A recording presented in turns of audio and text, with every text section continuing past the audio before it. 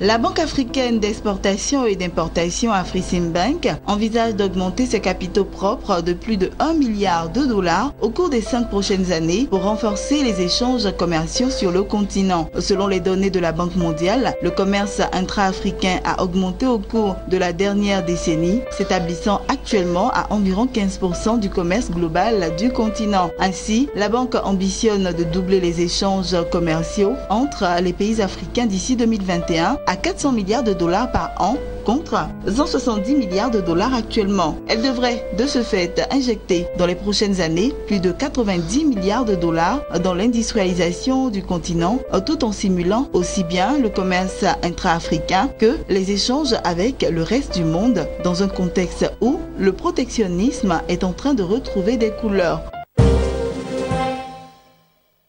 À travers une analyse récente de l'évolution des ressources du PIB prévisionnel en 2017 à 2018, la Direction générale de l'économie fait des prévisions plutôt optimistes de l'économie gabonaise en 2017 et 2018. Selon cette analyse, l'activité économique nationale progresserait dans l'ensemble des secteurs au cours de cette période. Le secteur primaire observera ainsi un accroissement de l'activité qui passerait à plus de 2,7% en 2017 et à plus 3,8% en 2018. La Direction générale de l'économie indique que cette embellie proviendrait notamment de la hausse d'activité dans l'agriculture. Cette évolution sera en lien avec l'accroissement substantiel de l'agriculture de rente, notamment l'entrée en production des plantations d'EVA d'Olam en 2018 avec une prévision de 0,69 millions de tonnes.